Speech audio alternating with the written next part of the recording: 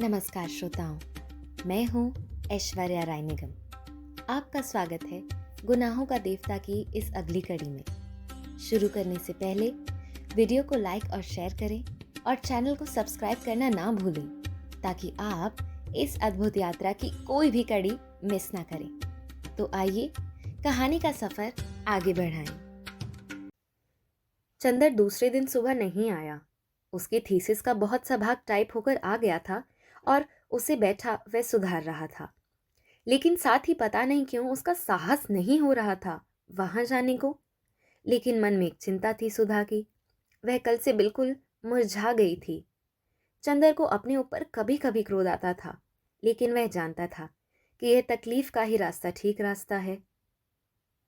वह अपनी जिंदगी में सस्तेपन के खिलाफ था, लेकिन उसके लिए सुधा की पलक का एक आंसू भी देवता की तरह था और सुधा के फूलों जैसे चेहरे पर उदासी की एक रेखा भी उसे पागल बना देती थी। सुबह पहले तो वह नहीं गया, बाद में स्वयं उसे पछतावा होने लगा और वह अधीरता से 5 बजने का इंतजार करने लगा। 5 बजे और वह साइकिल लेकर पहुंचा। देखा सुधा और बिंती दोनों नहीं है। अकेले डॉक्टर शुक्ला अपने कमरे में बैठे हैं। चंदर गया। आओ, सुधा ने तुमसे कह दिया उसे पसंद है? डॉक्टर शुक्ला ने पूछा। हाँ, उसे कोई एतराज नहीं, चंदर ने कहा। मैं पहले से जानता था। सुधा मेरी इतनी अच्छी है, इतनी सुशील है कि वह मेरी इच्छा का उल्लंघन तो कर ही नहीं सकती। लेकिन चंदर, कल से उसने खाना पीना छोड़ दिया है। बताओ, इससे क्या फायदा? मेरे बस में क्या है? मैं उसे हमेशा तो नहीं रख सकता। लेकिन आज सुबह खाते वक्त वह बैठी भी नहीं मेरे पास। बताओ। उनका गला भर आया। बताओ, मेरा क्या कसूर है? चंदर चुप था। कहाँ है सुधा? चंदर ने पूछा।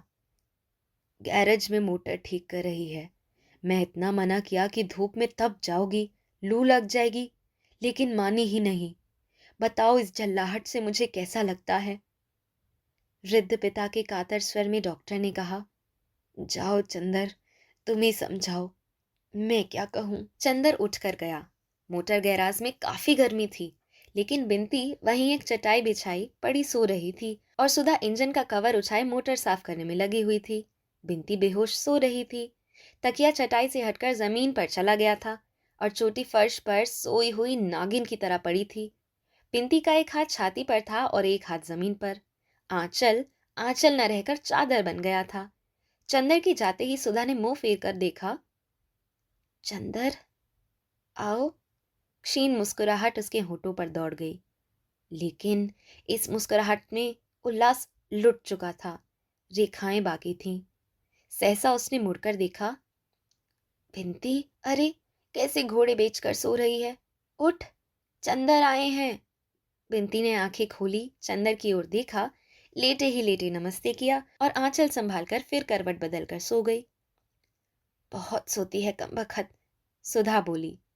इतना कहा इससे कमरे में जाकर पंखे में सो, लेकिन नहीं, जहां दीदी रहेगी वहीं ये भी रहेगी। मैं गैरेज में हूं तो ये कैसे कमरे में रहे?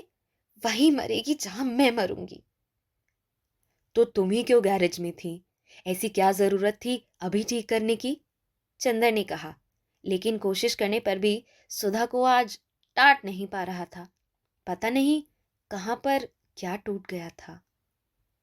नहीं चंदर, तबीयत ही नहीं लग रही थी। क्या करती? क्रोशिया उठाया, वह भी रख दिया। कविता उठाई, वह भी रख दी। कविता वगैरह में तबीयत नहीं लगी। मन में आया कोई कठोर काम हो, कोई नीरस काम हो, लोहे लक्कड़ पीतल फौलाद का, तो मन लग जाए। तो चली आई मोटर ठीक करने। क्यों, कविता में भी तबीयत नहीं लगी? ताज्जुब है, गेसु के साथ बैठकर तुम तो कविता में घंटों गुजार देती थी। चंदर बोला। उन दिनों शायद किसी को प्यार करती रही हूं, तभी कविता में मन लगता था। सुधा उस दिन की पुरानी बात याद करके बहुत उदास हंसी हंसी। अब प्यार नहीं करती होंगी, अब तबीयत नहीं लगती। बड़ी फीकी, बड़ी बेजार, बड़ी बनावटी लगती हैं ये कविताएं। मन के दर्द के आगे सभी फीकी हैं और फिर वह उन्हीं पुर्जों में डूब गई। चंदर भी चुपचाप मोटर की खिड़की से टिककर खड़ा हो गया और चुपचाप कुछ सोचने लगा। सुधा ने बिना सर उठाए झुके ही झुके एक हाथ से एक तार लपेटते हुए कहा, चंदर, तुम्हारे मित्र का परिवार आ रहा है इसी मंगल को, तैयारी करो जल्दी। कौन परिवार सुधा? हमारे जेठ और सास आ रही हैं इसी बैसाखी को हमें देखने। उन्होंने तिथि बदल दी है तो अब 6 ही दिन रह गए हैं। चंदर कुछ नहीं बोला। थोड़ी देर बाद सुधा फिर बोली, अगर उचित समझो तो कुछ पाउडर क्रीम ले आना, लगाकर जरा गोरे हो जाएं तो शायद पसंद आ जाएं। क्यों, ठीक है ना? सुधा ने बड़ी विचित्र सी हंसी हंस दी और सर उठाकर चंदर की ओर देखा। चंदर चुप था, लेकिन उसकी आंखों में अजीब सी पीड़ा थी और उसके माथे पर बहुत ही करुण छांव। सुधा ने कवर गिरा दिया और चंदर के पास जाकर बोली, क्यों चंदर, बुरा मान गए हमारी बात का? क्या करे चंदर, कल से हम मजाक करना भी भूल गए हैं। मजाक करते हैं तो व्यंग्य बन जाता है, लेकिन हम तुमको कुछ कह नहीं रहे थे चंदर, उदास ना हो। बड़े ही दुलार से सुधा बोली, अच्छा, हम कुछ नहीं कहेंगे। और उसने अपना आंचल संभालने के लिए हाथ उठाया। हाथ में कलौंच लग गई थी। चंदर समझा मेरे कंधे पर हाथ रख रही है सुधा। वह अलग हटा तो सुधा अपने हाथ देखकर बोली, घबराओ ना देवता, तुम्हारी उज्जवल साधना में कालिख नहीं लगाऊंगी, अपने आंचल में पोंछ लूंगी। और सचमुच आंचल में हाथ पोंछकर बोली, चलो अंदर चलें। उठ बिनती, बिल्लैया कहीं की। चंदर को सोफे पर बिठाकर उसी की बगल में सुधा बैठ गई और उंगलियां तोड़ते हुए कहा, चंदर, सर में बहुत दर्द हो रहा है मेरे। सिर में दर्द नहीं होगा तो क्या, इतनी तपिश में मोटर बना रही थी। पापा कितने दुखी हो रहे थे आज, तुम्हें इस तरह करना चाहिए। फिर फायदा क्या हुआ, ना ऐसे दुखी किया वैसे दुखी कर लिया, बात तो वही रही ना। तारीफ तो तब थी कि तुम अपनी दुनिया में अपने हाथ से आग लगा देती और चेहरे पर शिकन न आती। अभी तक दुनिया की सभी ऊंचाई समेट कर भी बाहर से वही बचपन कायम रखा था तुमने। अब दुनिया का सारा सुख अपने हाथ से लुटाने पर भी वही बचपन, वही उल्लास क्यों नहीं कायम रखती? बचपन? सुधा हंसी। बचपन अब खत्म हो गया चंदर, अब मैं बड़ी हो गई। बड़ी हो गई? कब से? कल दोपहर से चंदर। चंदर चुप। थोड़ी देर बाद फिर स्वयं सुधा ही बोली, नहीं चंदर, 2-3 दिन में ठीक हो जाऊंगी, तुम घबराओ मत। मैं मृत्युशैया पर भी होंगी तो तुम्हारे आदेश पर हंस सकती हूँ। और फिर सुधा गुमसुम बैठ गई। चंदर चुपचाप सोचता रहा और बोला, सुधी, मेरा तुम्हें कुछ भी ध्यान नहीं है। और किसका है चंदर? तुम्हारा ध्यान ना होता तो देखते मुझे कौन झुका सकता है।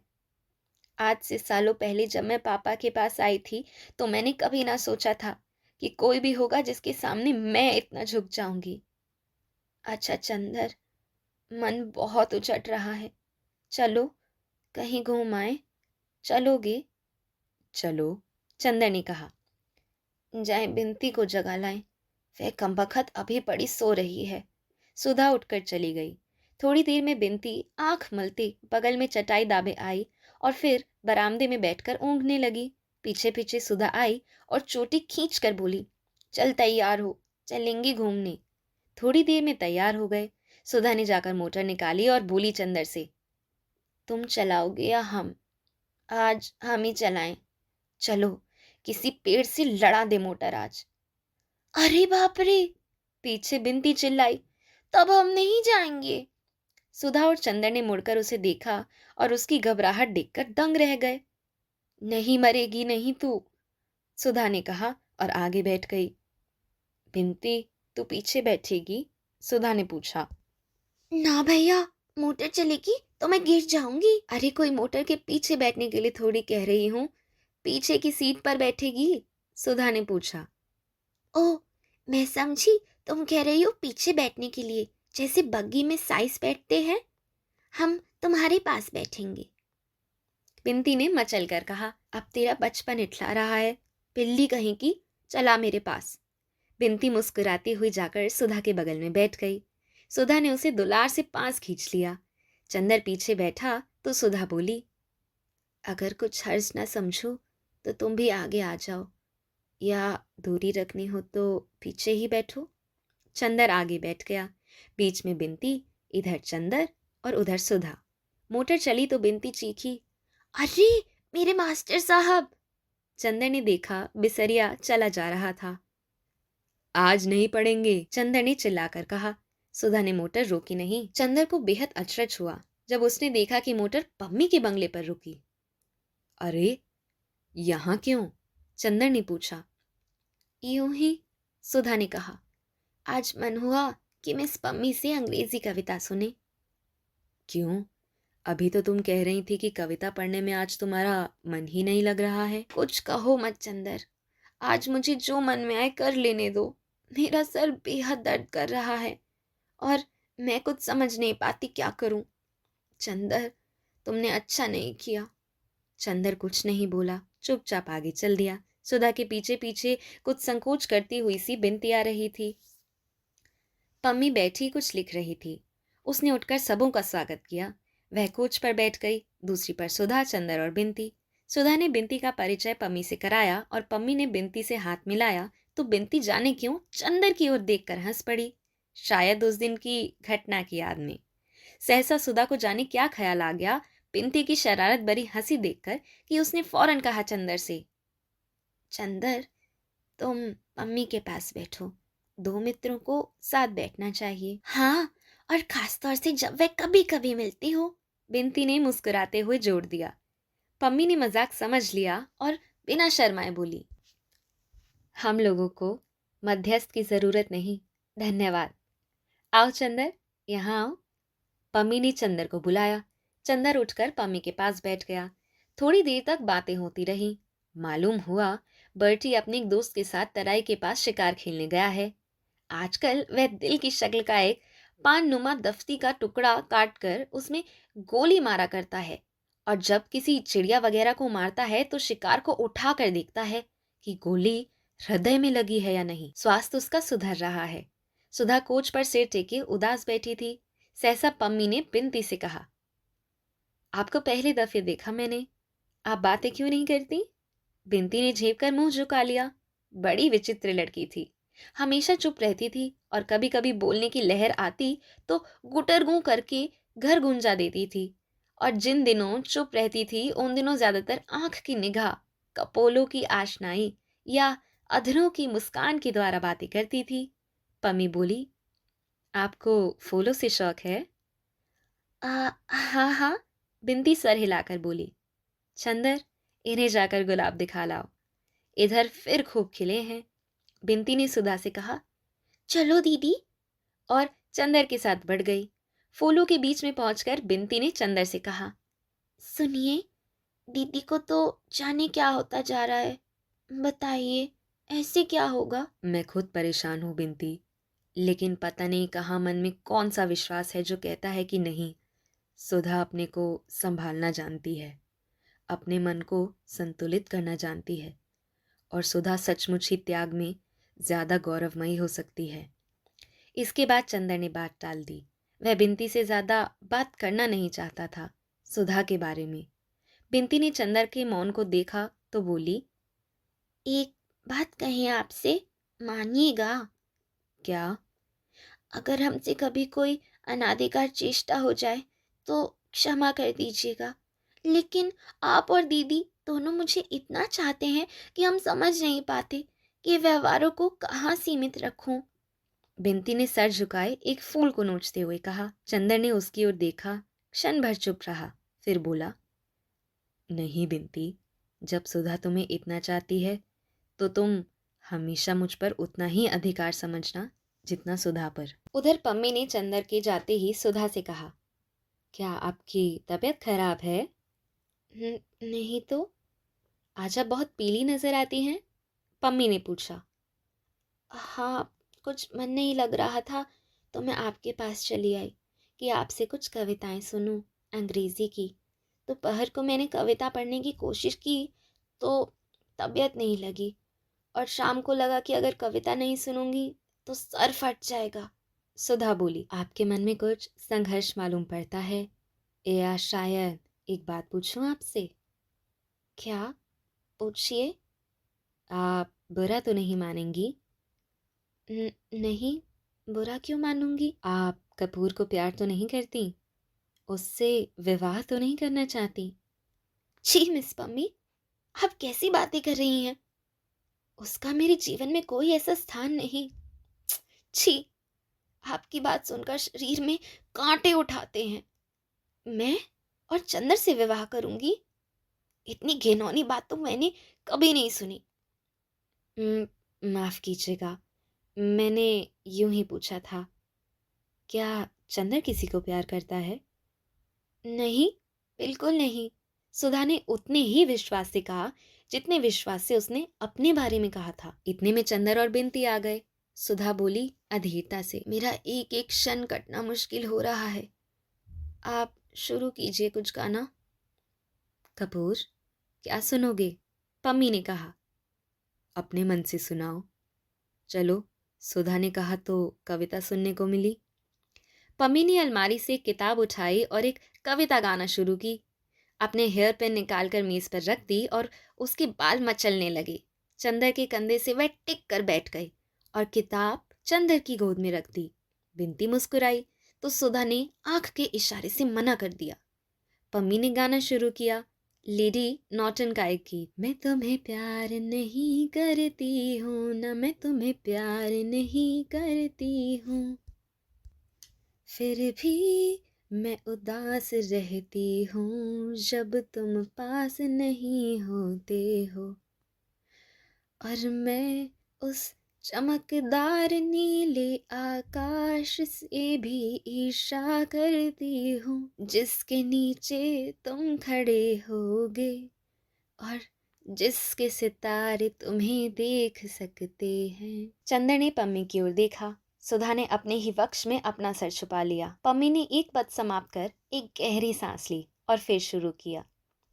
मैं तुम्हें प्यार नहीं करती हूँ, फिर भी तुम्हारी बोलती हुई आंखें, जिनकी नीलिमा में गहराई, चमक और अभिव्यक्ति है, मेरे निर्निमेष पलकों और जागते अर्धरात्रि के आकाश में नाच जाती है, और किसी की आंखों के बारे में ऐसा नहीं होता। सुधा ने बिनती को अपने पास खींच लिया और उसके कंधे पर सर टेक कर बैठ गई। पम्मी गाती गई। ना मुझे मालूम है कि मैं तुम्हें प्यार नहीं करती हूँ, लेकिन फिर भी कोई शायद मेरे साफ दिल पर विश्वास नहीं करेगा, और अक्सर मैंने देखा है कि लोग मुझे देखकर मुस्कुरा देते हैं, क्योंकि मैं उधर एक टक देखती हूँ जिधर से तुम आया करते हो। गीत का स्वर बड़े स्वाभाविक ढंग से उठा, लहराने लगा, कांप उठा और फिर धीरे धीरे एक करुण से सकती हुई लय में डूब गया। गीत खत्म हुआ तो सुधा का सिर बिनती के कंधे पर था और चंदर का हाथ पम्मी के कंधे पर। चंदर थोड़ी देर सुधा की ओर देखता रहा, फिर पम्मी की एक हल्की सुनहरी लट से खेलते हुए बोला, पम्मी, तुम बहुत अच्छा गाती हो। अच्छा? आश्चर्यजनक। कहो चंदर। पम्मी इतनी अच्छी है, ये तुमने कभी नहीं बताया था। हमें फिर कभी सुनाइएगा। अच्छा? आश्चर्यजनक। कहो चंदर, पम्मी इतनी अच्छी है, ये तुमने कभी नहीं बताया था। हमें फिर कब सुनाइएगा? हाँ हाँ मिस शुक्ला, काश की बजाय लेडी नॉर्टन के ये गीत आपने लिखा होता। सुधा घबरा गई। चलो चंदर, चलें अब, चलो। उसने चंदर का हाथ पकड़कर खींच लिया। मिस पम्मी, अब फिर कभी आएंगी, आज मेरा मन ठीक नहीं है। चंदर ड्राइव करने लगा। बिनती बोली, हमें आगे हवा लगती है, हम पीछे बैठेंगे। कार चली तो सुधा बोली, अब मन कुछ शांत है चंदर। इसके पहले तो मन में कैसे तूफान आपस में लड़ रहे थे, कुछ समझ में नहीं आता। अब तूफान बीत गए। तूफान के बाद की खामोश उदासी है। सुधा ने गहरी सांस ली। आज जाने क्यों बदन टूट रहा है, बैठे ही बैठे बदन उमेटते हुए कहा। दूसरे दिन चंदर गया तो सुधा को बुखार आ गया। अंग अंग जैसे टूट रहा हो और आंखों में ऐसी तीखी जलन कि मानो किसी ने अंगारे भर दिए हों। रात भर वे बेचैन रही, आधी पागल सी रही। उसने तकिया, चादर, पानी का गिलास सभी उठाकर फेंक दिया। पिंती को कभी बुलाकर पास बिछा लेती, कभी उसे दूर ढकेल देती। डॉक्टर साहब परेशान रात भर सुधा के पास बैठे, कभी उसका माथा, कभी उसके तलवों में बर्फ मलते रहे। डॉक्टर घोष ने बताया यह कल की गर्मी का असर है। बिंती ने एक बार पूछा, चंदर को बुलवा दें? तो सुधा ने कहा, नहीं, मैं मर जाऊं तो, मेरे जीते जी नहीं। बिंती ने ड्राइवर से कहा, चंदर को बुला लाओ। तो सुधा ने बिगड़ कर कहा, क्यों तुम सब लोग मेरी जान लेने पर तुले हो? और उसके बाद कमजोरी से हाँफने लगी। ड्राइवर चंदर को बुलाने नहीं गया। जब चंदर पहुंचा तो डॉक्टर साहब रात भर के जागरण के बाद उठकर नहाने धोने जा रहे थे। पता नहीं सुधा को क्या हो गया है कल से। इस वक्त तो कुछ शांत है, पर रात भर बुखार और बेहद बेचैनी रही है और एक ही दिन में इतनी चिड़चिड़ी हो गई है कि बस। डॉक्टर साहब ने चंदर को देखते ही कहा। चंदर जब कमरे में पहुंचा तो देखा कि सुधा आंख बंद किए हुए लेटी है और बिंती उसके सर पर आइस बैग रखे हुए है। सुधा का चेहरा पीला पड़ गया है और मुंह पर जाने कितनी ही रेखाओं की उलझन है। आंखें बंद हैं और पलकों के नीचे से अंगारों की आंच छनकर आ रही है। चंदर की आहट पाते ही सुधा ने आंखें खोली। अजब सी आग्नेय निगाहों से चंदर की ओर देखा और बिंती से बोली, बिंती, इनसे कह दो जाए यहां से। बिंती स्तब्ध। चंदर नहीं समझा, पास आकर बैठ गया। बोला, सुधा, क्यों, पड़ गई ना? मैंने कहा था कि गैराज में मोटर साफ मत करो। परसों इतना रोई, सिर पटका, कल धूप खाई, आज पड़ रही। कैसी तबीयत है? सुधा उधर खिसक गई और अपने कपड़े समेट लिए, जैसे चंदर की छांव से भी बचना चाहती है, और तेज, कड़वी और हांफती हुई आवाज में बोली, बिंती, इनसे कह दो जाए यहां से। चंदर चुप हो गया और एकटक सुधा की ओर देखने लगा और सुधा की बात ने जैसे चंदर का मन मरोड़ दिया। कितनी गहरियत से बात कर रही है सुधा। सुधा जो उसके अपने व्यक्तित्व से ज्यादा अपनी थी, आज किस स्वर में भूल रही है। सुधी, क्या हुआ तुम्हें? चंदर ने बहुत आहत और बड़ी दुलार भरी आवाज में पूछा। मैं कहती हूं जाओगे नहीं तुम? फुफकार कर सुधा बोली। कौन हो तुम मेरी बीमारी पर सहानुभूति प्रकट करने वाले, मेरी कुशल पूछने वाले? मैं बीमारी में मर रही हूं, तुमसे मतलब? तुम कौन हो? मेरे भाई हो, मेरे पिता हो, कल अपने मित्र के यहाँ मेरा अपमान कराने ले गए थे। सुधा हाँफने लगी। अपमान? किसने तुम्हारा अपमान किया सुधा? पम्मी ने तो कुछ भी नहीं कहा। तुम पागल तो नहीं हो गई? चंदर ने सुधा के पैरों पर हाथ रखते हुए कहा। पागल हो नहीं गई तो हो जाऊंगी। उसने पैर हटा लिया। तुम, पम्मी, केसू, पापा, डॉक्टर, सब लोग मिलकर मुझे पागल कर दोगे। पापा कहते हैं ब्याह करो, पम्मी कहती है मत करो, केसू कहती है तुम प्यार करती हो, और तुम कुछ भी नहीं कहते। तुम मुझे इस नर्क में बरसों से सुलगते देख रहे हो और बजाय इसके कि तुम कुछ कहो, तुमने मुझे खुद इस भट्टी में ढकेल दिया। चंदर, मैं पागल हूं, मैं क्या करूं? सुधा बड़े कातर स्वर में बोली। चंदर चुप था, सिर्फ सिर झुकाए हाथों पर माथा रखे बैठा था। सुधा थोड़ी देर हाँफती रही, फिर बोली, तुम्हें क्या हक था कल पम्मी के यहाँ ले जाने का? उसने क्यों कल गीत में कहा कि मैं तुम्हें प्यार करती हूँ? सुधा बोली। चंदर ने बिंती की ओर देखा। क्यों बिंती? बिंती से मैं कुछ नहीं छिपाता। क्यों? पम्मी ने कल कहा मैं तुम्हें क्यों पम्मी ने कल कहा मैं तुम्हें प्यार नहीं करती? मेरा मन मुझे धोखा नहीं दे सकता। मैं तुमसे सिर्फ जाने क्या करती हूँ। फिर पम्मी ने कल ऐसी बात क्यों कही? मेरे रोम रोम में जाने कौन सा ज्वालामुखी धधक उठता है ऐसी बातें सुनकर। तुम क्यों पम्मी के यहाँ ले गए? तुम खुद गई थी सुधा, चंदर बोला। तो तुम रोक नहीं सकते थे। तुम कह देते मत जाओ तो मैं कभी जा सकती थी। तुमने क्यों नहीं रोका? तुम हाथ पकड़ लेते, तुम डांट देते। तुमने क्यों नहीं डांटा? एक ही दिन में मैं तुम्हारी गैर हो गई। गैर हूं तो फिर क्यों आए हो? जाओ यहां से। मैं कहती हूँ जाओ यहां से। दांत पीस कर सुधा बोली। सुधा, सुधा, मैं तुम्हारी बोली नहीं सुनना चाहती। जाते हो कि नहीं? और सुधा ने अपने माथे पर से उठाकर आइस बैग फेंक दिया। बिंती चौंक उठी। चंदर चौंक उठा। उसने मुड़कर सुधा की ओर देखा। सुधा का चेहरा डरावना लग रहा था। उसका मन रो आया। वह उठा, क्षण भर सुधा की ओर देखता रहा और धीरे धीरे कमरे से बाहर चला गया। बरामदे के सोफे पर आकर सर झुकाकर बैठ गया और सोचने लगा, ये सुधा को क्या हो गया?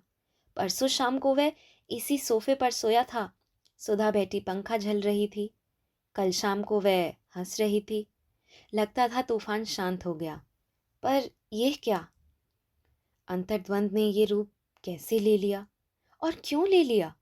जब वह अपने मन को शांत रख सकता है, जब वह सभी कुछ हंसते हंसते बर्दाश्त कर सकता है, तो सुधा क्यों नहीं कर सकती? उसने आज तक अपनी सांसों से सुधा का निर्माण किया है। सुधा को तिल तिल बनाया, सजाया, संवारा है। फिर सुधा में ये कमजोरी क्यों? क्या उसने ये रास्ता अख्तियार करके भूल की? क्या सुधा भी एक साधारण सी लड़की है जिसके प्रेम और घृणा का स्तर उतना ही साधारण है?